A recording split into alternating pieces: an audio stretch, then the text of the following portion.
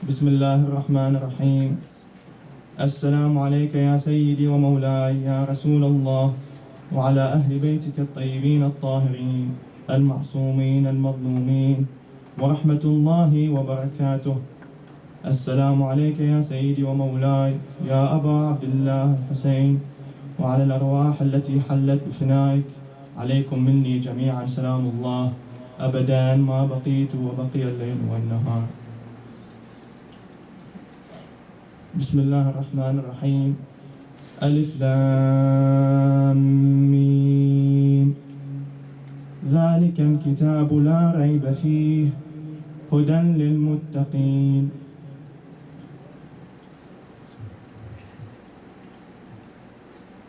Alors, Bismillah ar-Rahman ar-Rahim, Alif Lam Mim, c'est le livre au sujet duquel il n'y a aucun doute, c'est un guide pour les pieux. Sadaqallahu al-Aliyyul Azim. Alors nous connaissons tous le hadith de notre saint prophète Mohammed. Allahumma salli ala Muhammad. Allahumma salli ala Muhammad wa ali Muhammad.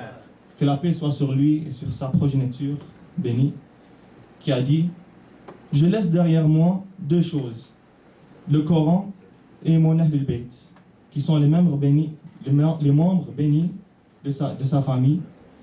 Et si vous les, continue ici, et si vous les suiviez, vous ne vous égarerez jamais.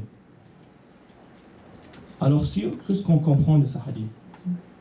C'est ce qu'on apprend.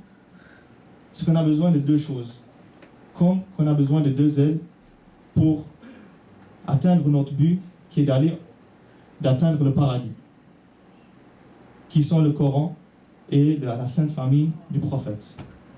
Ce n'est pas facile d'élaborer sur ce hadith durant cette courte période de temps.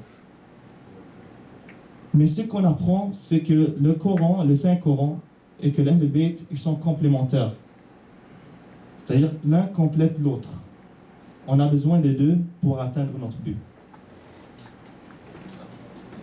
Alors c'est vraiment important de suivre, parce que je suis en train de résumer vraiment beaucoup. Et ce que je veux dire, c'est que le Saint-Coran, c'est un guide pour Ahl al-Bayt alayhi salam. Et Ahl al-Bayt, il l'appuie parfaitement. Ils les suivent parfaitement. Et comme ça, si on suit Ahl al-Bayt alayhi salam, on apprend de eux comment appliquer ce livre de sagesse.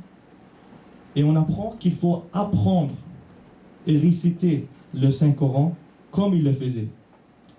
Parce qu'il y a certaines personnes, malheureusement, et ça je l'ai entendu très récemment par un savant, il y a des gens qui suivent seulement le Saint-Coran.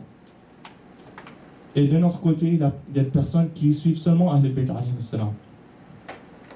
Mais ce qu'on apprend du hadith, c'est qu'il faut apprendre des deux. Le livre, le Saint-Coran, est un guide pour Ahl al-Bayt alayhi salam. Et Ahl al-Bayt alayhi salam, il l'applique parfaitement. Et on apprend d'eux que, comme il le faisait, il le récitait beaucoup. Et il l'apprenait et il l'enseignait à beaucoup de personnes. Par exemple, l'imam Rida alayhi salam, il finissait de réciter le Saint-Coran à chaque 3 jours. Nous, on ne le fait pas vraiment à ce point-là. Mais c'est juste un guide pour nous. Et lui-même, il dit qu'il peut le compléter en moins de temps, moins de 3 jours, s'il le voulait. Mais lui-même, il le lisait avec pondération. C'est-à-dire qu'il le lisait avec beaucoup de précision, il se contemplait sur le verset. Alors, comment est-ce qu'on peut apprendre de notre saint prophète et de sa famille sur la façon d'avoir un lien avec le Saint-Coran? Je sais quelques hadiths qui sont assez courts, mais qui sont assez profonds. Le saint prophète, sallallahu alayhi wa sallam, il dit: le regard sur les pages du Coran est un acte d'adoration. النظر في القرآن عبادة. L'imam Sadiq alayhi salam, il dit: celui qui lit le Coran en le regardant Alors regardons les pages.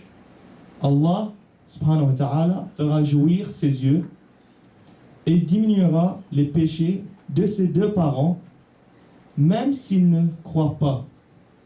C'est à ce point-là où le livre, le Saint-Coran, il tient un statut noble. Ça, c'est un de mes hadiths que j'ai appris très récemment et qui me donne beaucoup de courage. Même si parfois on connaît les versets, ça nous encourage à lire et de regarder dans le livre du Saint-Coran.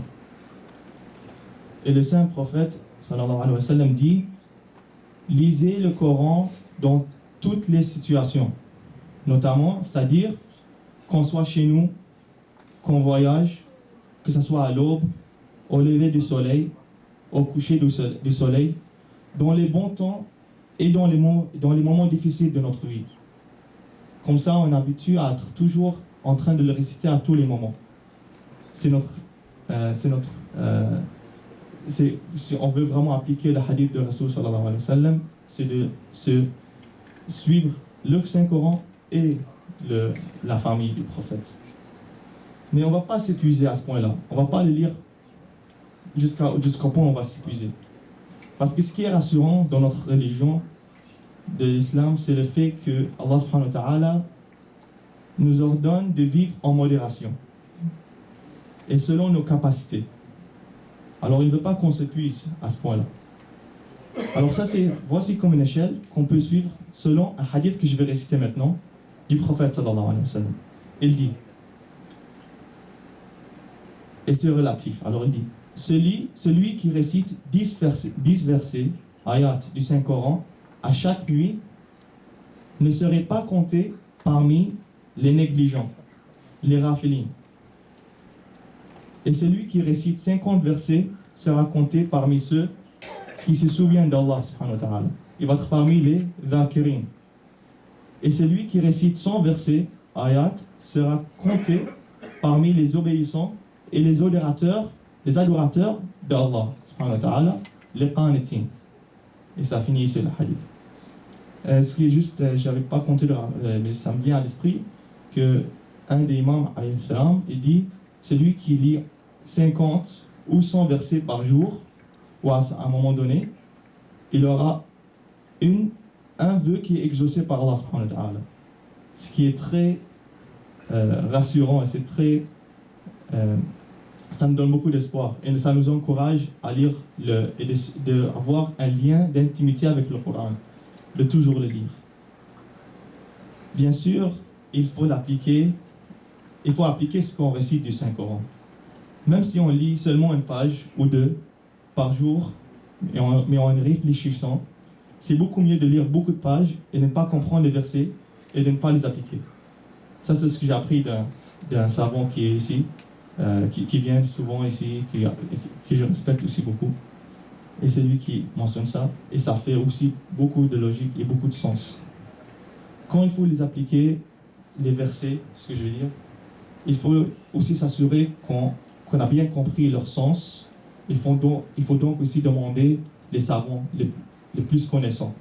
Parce que ce qu'on voit malheureusement, dans ce qui se passe à travers le monde, il y a des gens qui lisent le Coran, et le Saint-Coran, ils lisent des versets, mais ils commettent des crimes contre l'humanité.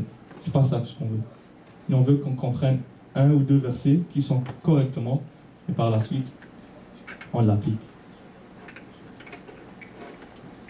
أفلح من صلى على محمد وآل محمد. اللهم صل على محمد وآل محمد. Alors on vient juste de faire le salawat, et c'est ça que je voulais dire.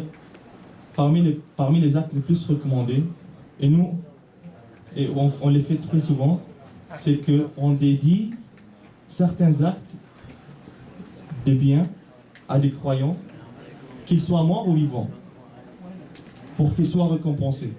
Par exemple, on dédie souvent Surat al-Fatiha à des morts, et aussi on fait à la fin de Majalis, et aussi on dédie Salat ala Muhammad wa ala Muhammad à des personnes qui soient vivants ou morts.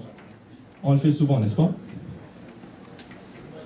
Alors dans ce cas-là, je vous invite aussi, mes chers frères et sœurs, d'essayer de dédier nos récitations du Saint-Coran à nos morts et surtout à notre prophète sallallahu alayhi wa sallam et à sa progéniture.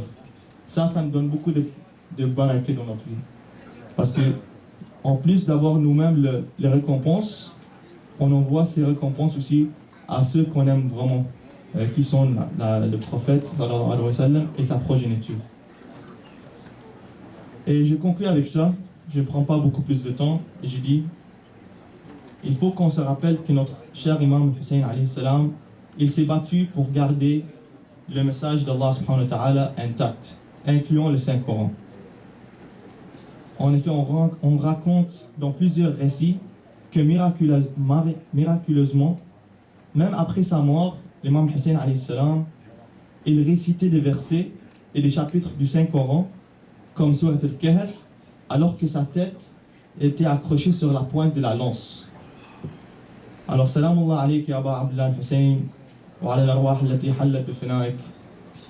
Le Saint-Coran, c'est un livre de sagesse et de lumière qui nous guidera, Inch'Allah.